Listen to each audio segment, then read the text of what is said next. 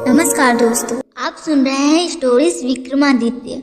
हम सभी विक्रमादित्य के नाम से परिचित हैं। हमारे देश के इतिहास में उनका साम्राज्य मील का एक पत्थर है।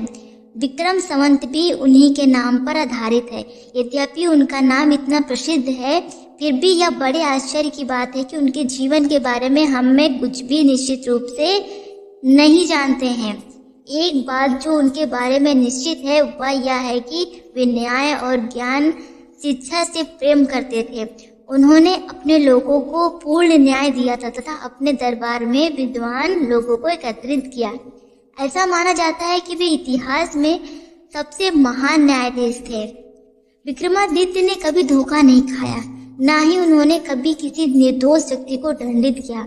अपराधी उनके सामने आते ही कांपने लगते थे, क्योंकि वे जानते थे कि उनकी आंखें उनके द्वारा किए गए अपराध को स्पष्ट रूप से देख लेंगी। जो लोग उनके सामने कठिन समस्याएं लेकर आते थे, वे उनकी समस्याएं सुलझाने के ढंग से सदैव संतुष्ट होकर जाते थे। इसलिए भारत में उनके बाद जब भी कोई न्यायाधीश अपना पूर्ण योग्यता से निर्णय सुनाता था, तो उनके बारे में यह कहा जाता था, ओह, वह अवश्य ही विक्रमादित्य के न्याय सिंहासन पर बैठा होगा। क्या किसी ने कभी विक्रमादित्य का न्याय सिंहासन देखा है? शायद नहीं देखा है, क्योंकि वह सिंहासन अब नहीं रहा। मैं इस बात का वर्णन करने जा रही हूँ कि यह कैसे गायब हुआ। विक्रमादित्य की मृत्यु के बाद समय बीतने के साथ साथ उज्जैन के लोग उन्हें भूल गए। उनका राजमहल व किला नष्ट हो गए। इन खंडहरों के ढेर धूल, घास और वृक्षों से ढक गए तथा ये पशुओं को चराने के चारागाह में परिवर्तित हो गए।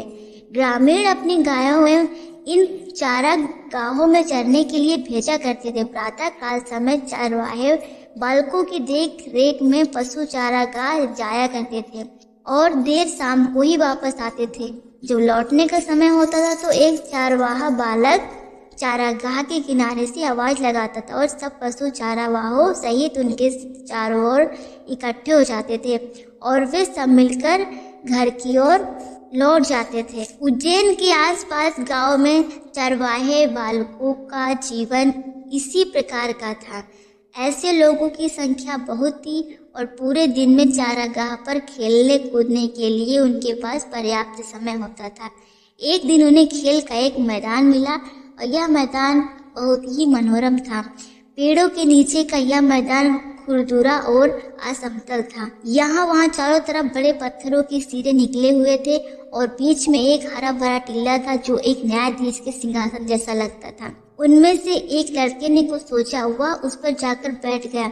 वह चिल्लाया, मैं कहता हूँ लड़कों, मैं न्यायाधीश बनूंगा और तुम अपने सारे मुकदमे मेरे पास ला सकते हो तथा मैं उनका फैसला करूंगा। इसके बाद उसने अपना चेहरा सीधा कर लिया और एक न्यायाधीश का कार्य करने के लिए गंभीर हो गया। दूसरे ने शीघ्र ही इस तमाशे को देखा तथा आपस में कानाफूसी करने लगे।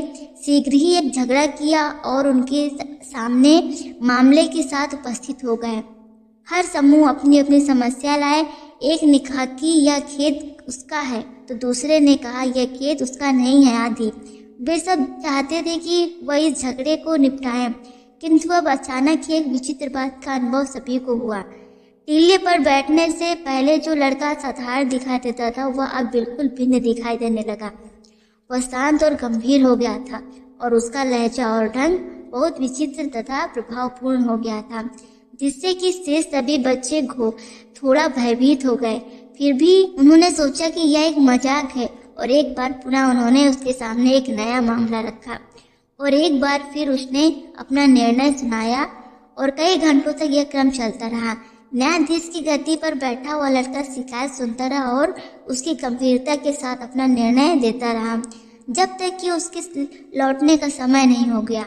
उसके बाद वह अपनी जगह से नीचे कूदा तथा वह चारावाहों जैसा ही सामान्य हो गया। इसके बाद वह चारवाहा इतना प्रसिद्ध हो गया कि मुश्किल से मुश्किल मामले भी उसके सामने लाए जाने लगे।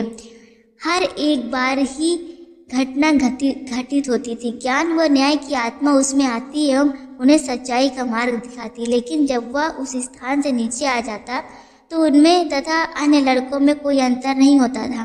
धीरे धीरे ये खबर दूर दराज के क्षेत्रों में फैल गई। सभी गांवों के बड़ी अवस्था के पुरुष व स्त्रियां अपने झगड़े उस चारवाहे के पास लाने लगे और सदैव उसको ऐसा निर्णय मिलता था जिसको दोनों पक्ष मान लेते थे तथा संतुष्ट होकर चले जाते थे। राजा जो अगर ये वीडियो आपको पसंद आई हो तो प्लीज एक लाइक और एक सब्सक्राइब जरूर करिएगा। वह लड़का विक्रमादित्य के न्याय सिंहासन पर बैठा होगा। राजा का अनुमान बिल्कुल सही था, क्योंकि चारागाह के आसपास का खंडर कभी विक्रमादित्य का महल हुआ करता था। उसने सोचा, यदि केवल टीले पर बैठने मात्र से चारवाहे लड़के बुद्धि और न्याय की ज्योति आ सकती है, तो हमें गहरी खुदाई करके न्याय सिंहासन ढूंढ लेना चाहिए। मैं भी उस सिंहासन पर बैठूंगा और सभी विवादों को सुनूंगा। तब विक्रमादित्य की आत्मा मुझ पर आएगी और मैं सभी सदियों के लिए एक न्यायाधीश राजा बन जाऊंगा। अतः फावड़ों उदालों से घास व मैदान टीला जहाँ पर लड़के खेला करते थे खोद लिया गया। वहाँ लड़का जो स्वयं ही न्यायाधीश बन गया था बहुत दुखी हुआ। उसने अपने अनुभव किया कि उसकी कोई बहुत ही प्रिय चीज उससे छीनी जा रही है। अंत में मजदूरों को कुछ दिखाई दिया। उन्होंने मिट्टी हटाई तो उन्हें काले संगमरमर का एक बड़ा टुकड़ा मिला, जो 25 पत्थर के देवदूतों के हाथों पर तथा पंखों पर लटका हुआ था। निश्चय ही वह विक्रमादित्य का न्याय सिंहासन था। बहुत उल्लास के साथ इसे शहर लाया गया तथा न्याय कक्ष में इसे रखा गया। राजा ने अपनी प्रजा को 3 दिन तक उपवास रखने व प्रार्थना करने का आदेश दिया और घोषणा की, चौथे दिन वह सार्वजनिक रूप से सिंहासन पर बैठेंगे। अंत में वह शुभ दिन आया जब भीड़ राजा को सिंहासन पर विराजमान होता देखने के लिए जमा हो गई। उस लंबे कक्ष से चलते हुए राजा के पुजारी एवं न्यायाधीश आए तथा उसके पीछे राजा भी आया। वैसे ही न्याय सिंहासन तक आए 2 पंक्तियां में विभाजित हो गए। राजा उनके बीच होकर श्रद्धा से अपना सिर झुका के सीधा संगमरमर के तक की ओर बढ़ा। जब राजा सिंहासन पर बैठने वाला ही था, देवदूतों में से एक ने बोलना शुरू किया।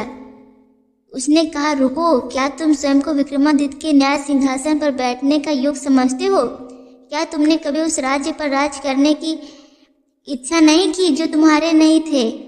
थोड़ी देर तक राजा को कोई उत्तर नहीं सूझा। उसे पता था कि उसका जीवन न्यायपूर्ण नहीं है।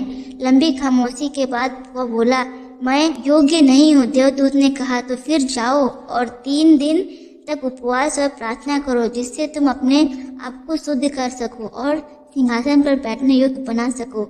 इन शब्दों के साथ उसने अपने पंख फैलाए और उड़ गया। राजा ने पुनः व्रत और प्रार्थना करके स्वयं को विक्रमादित्य के न्याय सिंहासन पर बैठना योग्य बनाया, लेकिन इस बार फिर से वही घटना घटित हुई। पत्थर वाले दूसरे देवदूत ने पूछा कि क्या उसने कभी भी दूसरों की संपत्ति पर अधिकार करने की इच्छा नहीं की?